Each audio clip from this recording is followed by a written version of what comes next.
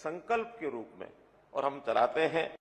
8 साल पहले मोदी जी ने जब ये घोषणा की थी तो तब लगा होगा कि मात्र एक कार्यक्रम है, लेकिन आज हम सब महसूस करते हैं कि मात्र कार्यक्रम नहीं है बल्कि एक दिशा हमने ली है कि आखिर शासन के नाते सुशासन, इसका भी एक बड़ा महत्व है। लोगों का जीवन कैसे सरल हो, किस प्रकार से हम आगे उसको बढ़ा सकते हैं। तो मैं इसको शब्दों या नारों तक न सीमित करके बल्कि एक भावना, इस भावना के अनुरूप हम सब लोग काम करते हैं। उसमें चाहे नेतृत्व हो, चाहे शासन में प्रशासन में रहने वाले अधिकारी कर्मचारी हो या जनता हो, सबको मिल करके, इवन सामाजिक संस्थाएं ये भी इस सुशासन के अवसर पर बहुत बड़ा योगदान करती हैं। तो हम सब मिल करके सुशासन की इस यात्रा को आज के दिन से शुरू करते हैं और लगातार पूरा वर्ष इसको हम चालू रखते हैं। इसी प्रकार जैसा आज का दिन है, तो आज कुछ नई योजनाओं का ये उद्घाटन और शिलान्यास इसका कार्यक्रम रखा है। सबसे पहला जो बड़ा कार्यक्रम आज हम करने जा रहे हैं वो है बीपीएल के परिवार। इनको अभी तक जिन लोगों को पीला यानी बीपीएल का नहीं मिलता था, ऐसे लोगों की शिकायत होती थी कि ऐसे लोग जिनका राशन कार्ड बनना चाहिए उनका बना नहीं है और जिनका नहीं बनना चाहिए वो राशन उनके बने हुए हैं। और लगातार कई वर्षों से ये जब सुनते हुए आ रहे थे तो हमने इसको परिवार पहचान पत्र के साथ जोड़ के ऐसे जिनकी आय वार्षिक 1,80,000 रुपया तक है, ऐसे सब परिवारों को बीपीएल का दर्जा दिया जाए। 2 जिलों में कुरुक्षेत्र और सिरसा इसका उपयोग पहले कर चुके हैं। सफल प्रयोग के बाद अब आज से यानी 1 जनवरी से इस बार ऐसे सब परिवार जिनका 1,80,000 रुपए तक की आय है, सभी को बीपीएल परिवार के अंतर्गत उस दायरे में लाया जा रहा है। और इससे करने से हमारे जो नए राशन कार्ड हैं 12,46,507, ये प्रदेश भर में नए राशन कार्ड बनेंगे। हाँ, ये बात भी ठीक है कि पिछले लगभग 11-12 वर्ष में जब से आईसीसीसी डाटा बना और आज 2022 11 वर्ष हो गए हैं, बहुत परिवार इस दायरे से ऊपर भी निकले हैं। उन्होंने अपने व्यवसाय अच्छे किए, उनको कहीं नौकरी मिली, सरकारी अथवा प्राइवेट, तो ऐसे लोगों को भी अभी तक उसमें से निकाला नहीं गया था। अब चूंकि स्वाभाविक है नए सिरे से हम उसका दायरा तय कर रहे हैं, तो कुछ कार्ड उसमें से कटेंगे भी सही। कटने का अर्थ ये नहीं है कि उनके साथ कोई अन्याय हुआ है, बल्कि सही मायने में देखा जाए तो ऐसे लोगों को संतोष व्यक्त करना चाहिए कि हम अपनी आय के उस दायरे से ऊपर निकल गए हैं कि जो गरीबी रेखा से ऊपर हो गया है। तो उनके लिए संतोष की, खुशी की बात होनी चाहिए। लेकिन यदि उनका विचार ऐसा होता है कि हमें उस बीपीएल के दायरे में से बाहर निकाला गया है, हमारा कोई राशन छूट गया है, तो इसको विचार करने का तरीका दूसरा है। आखिर मेरा अगर छूटा है राशन, तो जो गरीब आदमी है, जो बीपीएल के नीचे है, जिसका कार्ड नहीं बना था, मात्र वो कार्ड नहीं बना था इतनी बात नहीं है, लेकिन कभी कभी तो उसके घर के अंदर राशन की कमी के कारण से भोजन भी नहीं बनता और भूखे बिलखते रहते हैं। तो मैंने अगर कोई राशन का अपना कार्ड छोड़ा है, तो ऐसा वो बिलखता परिवार, ऐसा वो भूख से जो तड़पता परिवार है, उसके घर में राशन पहुंचेगा, ये पुण्य मुझे प्राप्त होगा, मैंने अपना राशन कार्ड छोड़ा है। तो निश्चित रूप से मैं आज उन सब लोगों को अपील करता हूं कि इसको इस ढंग से लें कि गरीब होना अच्छा नहीं है, आय अच्छी बढ़ाएं। बल्कि मैं तो यहां तक कहूंगा कि हम सब लोग, चाहे सरकार में हैं, चाहे सरकार से बाहर, एक संकल्प भी लें कि जो आज 30 लाख लगभग परिवार ऐसे होंगे जो बीपीएल से नीचे होंगे, क्या हम वर्ष भर में और 1 लाख परिवारों को इस दायरे से ऊपर उठा सकते हैं? इस दायरे से ऊपर उठाएंगे, अर्थात उनकी आय बढ़ेगी, उनको जीवन जीने में सुविधा होगी, स्वाभिमान से वो जीवन जी सकेंगे। तो इस प्रकार का संकल्प ये हमको देना चाहिए। इसी प्रकार कुछ और जो योजनाएं हैं जिनका आज शुभारंभ होने वाला है, उसके अंदर डिजिटल हस्ताक्षर वाली जमाबंदी की फर्द, अर्थात जो नकल हम पटवारियों के चक्कर काटते हैं, वो पटवारियों के चक्कर अब किसी लैंड ओनर को नहीं काटने होंगे। वो ऑनलाइन घर बैठे या किसी भी अपने सेंटर से और उसकी फर्द को वो ले सकता है। तीसरा एक योजना और आज शुरू कर रहे हैं कि जो विद्यार्थी कॉलेज में पढ़ते हैं, यूनिवर्सिटी में पढ़ते हैं, वो ऑनलाइन नहीं करेंगे तो उनको अपनी मार्कशीट के साथ, फाइनल ईयर की डिग्री लेने के साथ, उनको पासपोर्ट फ्री ऑफ कॉस्ट मुफ्त में मिलेगा। कोई भी विद्यार्थी ग्रेजुएट होने के बाद अपना पासपोर्ट साथ लेकर जाएगा, ताकि उसको विदेश जाने की यदि कोई इच्छा है, कोई कार्यक्रम उसका बनता है, तो कम से कम ये सुविधा उसको तुरंत मिलनी चाहिए। ऐसा भी इस विषय में हम लोग आगे बढ़कर के काम कर रहे हैं। एक योजना में हमारा HSVP हरियाणा शहरी विकास प्राधिकरण, उन्होंने सिटीजन फैसिलिटेशन सेंटर ये आज शुरू किया जाएगा, और इससे सिटीजन फैसिलिटेशन सेंटर अर्थात नागरिक सुविधा केंद्र, इसके ऊपर जो भी प्रॉपर्टी संबंधी, चाहे टाउन कंट्री प्लानिंग के हों, चाहे ULB के हों, चाहे HSVP के हों, किसी प्रकार के सुझाव हैं, कोई उनकी शिकायतें हैं, किसी प्रकार की उनकी यानी बायोमेट्रिक उनका प्रमाणीकरण करते हुए उनकी कोई भी डॉक्यूमेंट उनको बनवाना है, तो उसका भी सीधा सीधा उनको लाभ इस केंद्र पर मिलेगा। हमने जितने भी इंजीनियरिंग के काम हैं, किसी भी विभाग के हों, चाहे वो PWD के हों, चाहे अथवा और विभागों के जो निर्माण के कार्य विकास के, ठेकेदारों के लिए काम करने के लिए ई-टेंडरिंग का इंजीनियरिंग वर्क्स पोर्टल बनाया है। लेकिन इस इंजीनियरिंग वर्क्स पोर्टल में भी अगर लोग जागरूक हों तो विकास के कामों में जो उनको न्यूनता ध्यान में आती है, उसकी शिकायत करने के लिए ऐसा भी एक ग्रीवेंस पोर्टल आज शुरू किया जा रहा है, ताकि इसमें सोशल ऑडिट सिस्टम के माध्यम से कहीं भी विकास के काम में कोई काम होता है तो उसमें कोई कमी ना रह जाए, और यदि कमी रहती है तो उसकी शिकायत तुरंत उसको मिलने के बाद उसको ठीक भी किया जाएगा। तो एक ग्रीवेंस पोर्टल भी इसको शुरुआत की जा रही है। आज हरियाणा के शहरों में बहुत ऐसी कॉलोनीज हैं जो अभी अनियमित हैं, जिनको नियमित कराने के लिए बहुत प्रयत्न लोग करते रहे हैं। हमने 2 साल पहले ऐसा इनवाइट किए थे कि ऐसी कॉलोनीज 845 कॉलोनीज, अनधिकृत कॉलोनी इनकी पहचान की गई थी। कुछ उसके अंदर उसका जो सर्वे करने के बाद और उसमें RWA रेजिडेंट वेलफेयर एसोसिएशन भी एक टेम्परेरी हमने बनवाई है, ताकि कोई ना कोई उसकी जिम्मेवारी ले जो काम वहां करवाने के हैं। तो ऐसी जो प्रक्रिया है वो अभी चल रही है, लेकिन आज जितनी पूरी हो गई है उसकी मैं घोषणा करता हूं। 8 जिलों के 177 कॉलोनीज को आज नियमित किया जाता है। तो इस प्रकार से ये जानकारी उन सब शहरों में मिलेगी। हमने इन कॉलोनीज को नियमित करने के लिए पिछले साल कानून भी विधानसभा में पारित कर दिया था। हरियाणा पुलिस ने भी आज कुछ संकल्प लिए हैं, कुछ नई चीजें इनकी घोषणा की है। अभी तक हरियाणा में 3 कमिश्नरीज, पुलिस कमिश्नरीज थी, गुरुग्राम, फरीदाबाद और पंचकुला। आज से जो 1 जनवरी से लागू हो जाएगी, एक और सोनीपत जिले में भी कमिश्नरी इसको बनाने की भी घोषणा की जाती है, क्योंकि बहुत विकास हो रहा है सोनीपत जिले का और उस प्रकार की आवश्यकता भी महसूस हो रही है। तो एक ये कमिश्नरी की घोषणा भी हम कर रहे हैं। पुलिस का बहुत बड़ा एक काम लॉ एंड ऑर्डर और क्राइम को रोकना ये तो रहता ही है, लेकिन बहुत चीजों की एनफोर्समेंट, जैसे माइंस है वहां भी पुलिस के लोग चाहिए, जैसे एनक्रोचमेंट इलीगल है उसको हटाने के लिए भी चाहिए, कहीं इरिगेशन की आवश्यकता होती है, कहीं पावर के लिए आवश्यकता होती है, कहीं ट्रांसपोर्ट के लिए। तो जितना बड़ा काम है कई बार उस पर ध्यान पूरा नहीं जाता, गौण हो जाती हैं। तो आज ये घोषणा भी की जाती है कि एक पुलिस का एनफोर्समेंट विंग ये अलग से बनाया जा रहा है, अलग से इसके थाने होंगे, अलग से इनकी जो पुलिस का बल होगा वो अलग से होगा।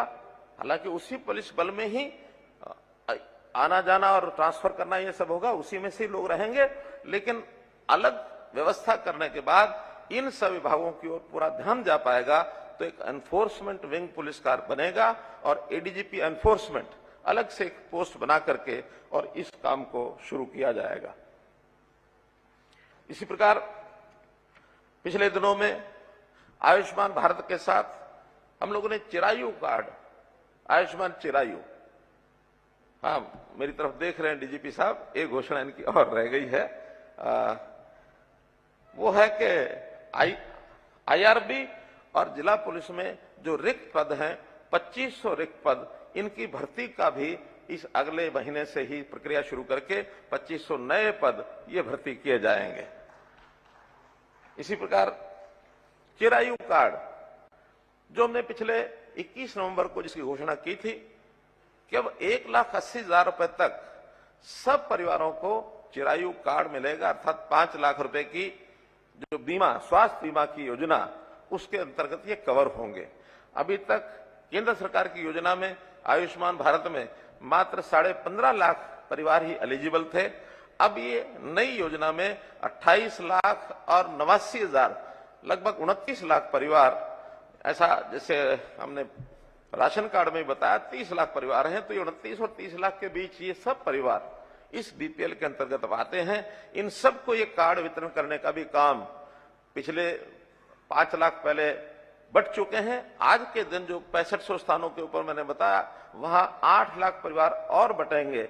लेकिन परिवारों के ये जो कार्ड छपाई का काम थोड़ा धीरे होने के कारण से इनको स्थायी लाभ जो 5 लाख रुपए का है वो मिलना प्रारंभ हो गया। लगभग 80 लाख लोगों ने रजिस्टर करा लिया है 1.25 करोड़ लोगों में से। यानी अगर परिवारों का हिसाब लगाएंगे तो ये लगभग और 20-22 लाख परिवार होंगे जिनको और ये रजिस्ट्रेशन हो चुका होगा। 80 लाख परिवार आज भी सहायता के लिए योग्य माने गए हैं और 21 नवंबर से लगभग 1 महीना हुआ है, लगभग 5800 लोगों ने इसकी सहायता, इस नई योजना के अंतर्गत सहायता प्राप्त कर ली है। 11 करोड़ रुपया उस पर खर्च आया है। तो अर्थात 5800 करोड़, 5800 लोग यदि योजना में नहीं आते तो उनके लिए कई बार ये कठिनाई भी बन सकती थी कि उनको पैसे का खर्च कठिन हो जाता था। तो इस प्रकार का ये योजना भी हमने बनाई है। ऐसे ही एक योजना निरोगी हरियाणा, वर्ष में एक बार स्वास्थ्य जांच। पहले बार तो 2 वर्ष शायद लग जाएंगे क्योंकि इस योजना में उतना इक्विपमेंट, उतना इंफ्रास्ट्रक्चर तैयार करना, उसके लिए भी समय लगेगा। लेकिन अभी उसको प्रारंभ कर दिया है 80,000 लोगों का और ये परीक्षण जांच हो चुकी है। करना 1.25 करोड़ का पहले उस चरण में है, तो इस पर भी समय लगेगा, लेकिन प्रारंभ हो गया है। जो परीक्षण जांच में छोटी बड़ी कोई कमी पाई जाती है इस शारीरिक परीक्षण में, उसका इलाज तुरंत कराने की सुविधा भी उनको मिलती है। तो इस निरोगी हरियाणा का भी कार्यक्रम इस वर्ष हमने ये शुरू किया है। ऐसे सब कार्यक्रम आज लॉन्च करते हुए इस कार्यक्रम के बाद सभी जिलों में भी ये जो राशन कार्ड का वितरण वो किया जाएगा और सब जिलों में ये जो अपना चिरायु कार्ड है वो भी बांटे जाएंगे। तो नई योजनाओं की लॉन्चिंग ये कुछ की अभी इसके बाद करेंगे, कुछ अपने अपने स्थानों पर लोगों ने उसकी योजना बना करके लॉन्चिंग कर दी है। मेरा सुशासन से अर्थ केवल इतना ही है कहने का कि जो बात हमने 2015 में, रादर 2014 में सुशासन दिवस पहले कार्यक्रम में सीएम विंडो के रूप में शुरू किया था और पिछले 8 साल के अंदर इतने कार्यक्रम हमने लागू किए हैं कि कभी कभी जब मैं अपने नेताओं से, कार्यकर्ताओं से, विधायक, सांसदों से बात करता हूं तो उनको कहना कि नई चीजें इतनी हो गई हैं कि और आगे नहीं करनी चाहिए, बल्कि इनके ऊपर भी जो काम करना शेष बचे वो काम करने चाहिए। लेकिन फिर भी कुछ काम एक दूसरे से जुड़े होते हैं। आगे भी इन वर्षों में जो काम इनके साथ जुड़े हुए हैं ताकि उनको कैसे सहूलत हो सके। सीएम विंडो की शुरुआत हमने की थी, आज 12 लाख लगभग ऐसी एप्लीकेशन है जो ग्रीवेंसेस विंडो में आई है। तो एक बहुत बड़ी सुविधा लोगों को ये मिली है। हमने जैसे ये राइट टू सर्विस में हम देखते हैं कि पहले कभी इसकी चिंता कोई नहीं करता, लेकिन जब से राइट टू सर्विस कमीशन बनाया है, इस तरह से हमारे डीसी गुप्ता जी बैठे हैं, इन्होंने एक नया प्रयोग किया, ऑटो अपील सिस्टम, जिसके अंतर्गत शायद पिछले 8 वर्षों में जब से शासन है कोई 7 या 8 अपील आई थी, लेकिन 2 वर्षों में 14,000 अपील आई। तो 14,000 अपील का सर्विस उसकी मिल रही है। जो अधिकारी कर्मचारी नहीं समय पर सर्विस देता उसके ऊपर फाइन भी किया जाता है। तो लोगों में एक अनुशासन की भावना आई है और लोग उस पर आगे बढ़े हैं।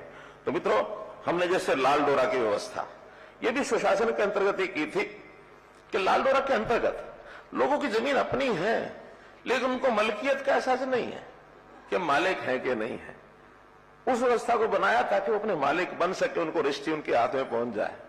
शहरों में 20 साल, 30 साल, 40 साल, 50 साल से लोग बैठे हैं, कोई छोटी मोटी लीज का पैसा उनका किराया देते हैं, करते हैं, कोई लाभ न तो म्यूनिसिपैलिटी को होता है और वो भी अपने प्रॉपर्टी में कुछ अदल बदल करना चाहे कर नहीं सकते हैं, और करना चाहे तो उसमें अधिकारी कर्मचारी उनको 100 तरीके होते हैं उनको घुमाने के, परेशान करने के। तो हमने उनको भी इस स्वामित्व योजना में 20 साल से ज्यादा किसी का अगर उसके ऊपर कब्जा है तो पैसा लेकर के उनको भी उसका अधिकार दे दिया है। और यही चीज आगे हम एक्ट बना करके ग्रामीण क्षेत्र में भी करने जा रहे हैं कि बहुत बड़ी लिटिगेशन जो बन रही है, यानी एक प्रकार से जमीनों के कब्जे किसी के हैं, मालिक कोई है, सरकार के भी जगह पर कब्जे हैं, या कहीं ना कहीं विधिवत तौर पर उन्होंने उसका कोई डॉक्यूमेंट बना रखा है, लेकिन बड़ी संख्या में ये लोग हैं, इसको भी हम आगे करने जा रहे हैं।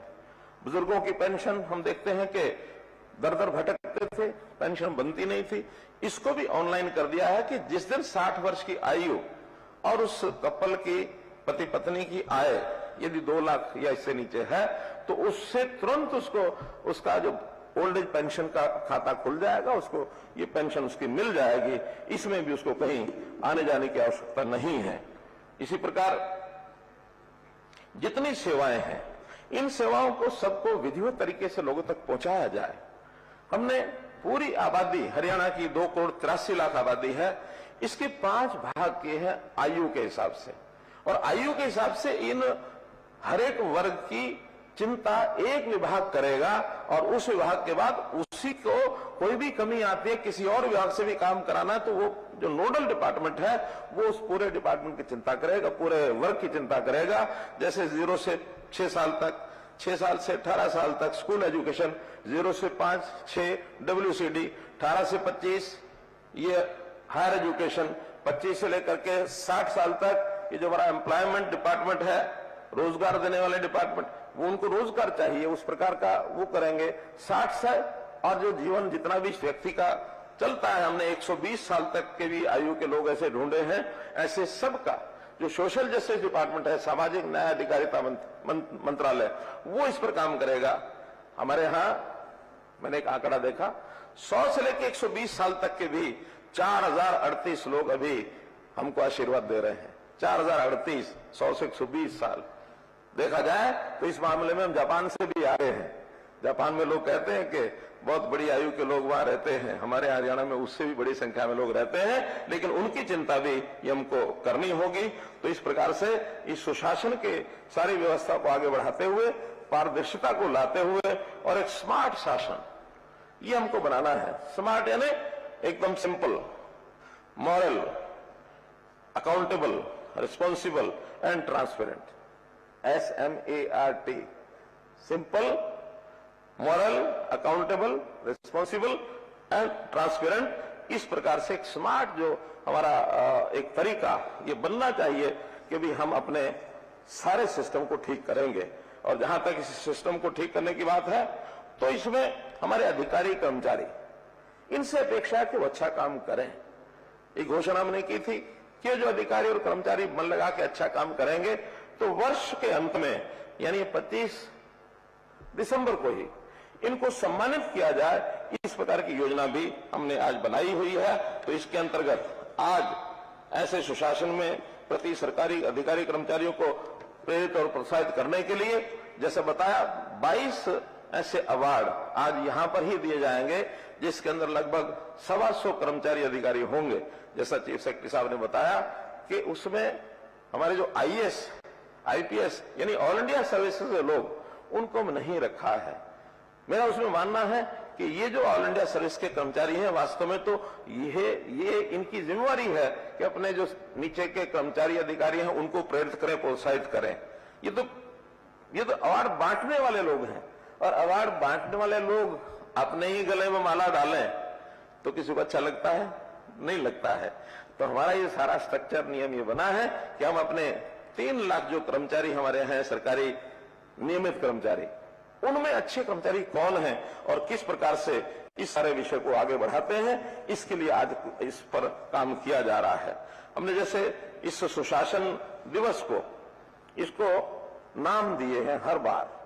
2019 के अंदर जब ये सुशासन वर्ष का शुरू किया गया था तो हमने इस वर्ष का नाम सुशासन वर्ष दिया था, और 2020 में सुशासन संकल्प वर्ष इसका नाम दिया था। 2021 में सुशासन परिणाम वर्ष नाम दिया था। 2022 में अंत्योदय उत्थान वर्ष नाम दिया था, और इस बार 2023 का जो वर्ष आने वाला है इसका नाम हम रख रहे हैं अंत्योदय आरोग्य वर्ष। अंत्योदय वर्ष अर्थात ये जो 1,80,000 रुपए वार्षिक आय के जो लोग हैं, बीपीएल जिनको हम कहते हैं, इनका रोग कैसे, यानी आरोग्य कैसे रखा जाए, इनको स्वस्थ कैसे रखा जाए, बहुत योजनाएं हमने बनाई हैं। और उन योजनाओं में हमारा जो स्वास्थ्य विभाग का इंफ्रास्ट्रक्चर, इसको बड़ा कर रहे हैं। डॉक्टर्स की भर्ती हम ये ज्यादा कर रहे हैं, बल्कि आपको जानकारी मिली होगी कि जो डॉक्टर्स अपनी पढ़ाई सरकारी कॉलेज में करते हैं, उनको भी हमने निवेदन किया है कि 5 साल वो सरकारी नौकरी करें, ताकि 5 साल सरकारी नौकरी करेंगे। हमको आज 28,000 डॉक्टर्स की जरूरत है, और मात्र हमारे 6 या 7,000 डॉक्टर हमारे गवर्नमेंट के रोल पर हैं। इतने ही प्राइवेट होंगे तो 13,000 हो जाएंगे, 14 हो जाएंगे।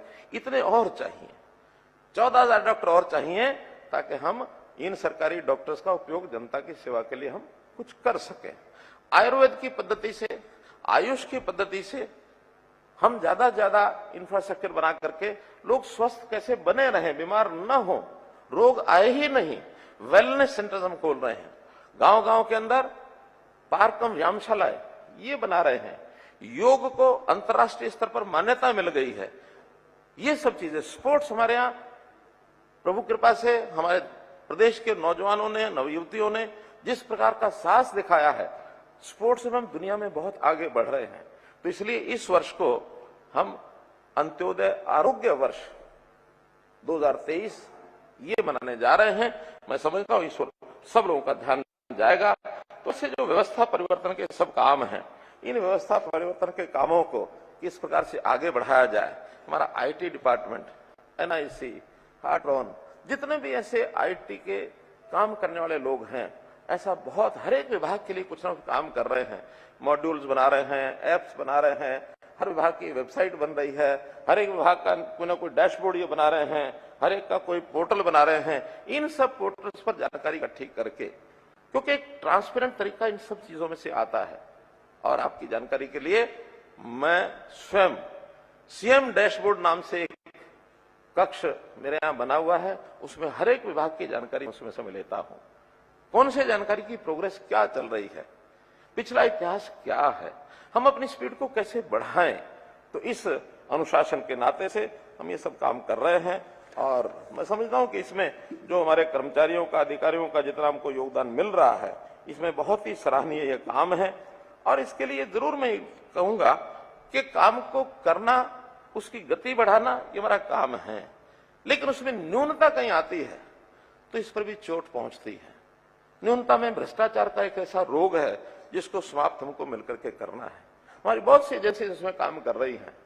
हमारा सीएम फ्लाइंग स्क्वाड काम कर रहा है, पुलिस भी काम कर रही है, विजिलेंस ब्यूरो भी काम कर रहा है, विजिलेंस डिपार्टमेंट भी काम कर रहा है। विजिलेंस ब्यूरो का तो अभी जो एक केंद्र स्टेट में था, स्टेट विजिलेंस ब्यूरो, इसके 6 और हिस्से आगे डिविजनल लेवल पर डिविजनल विजिलेंस ब्यूरो, इसकी रचना भी बनाई है, ताकि जो बहुत छोटी शिकायतें हैं वो नीचे वहीं समाप्त हों और उनका वहीं संज्ञान लिया जाए, दोषी व्यक्ति को वहीं दंडित किया जाए।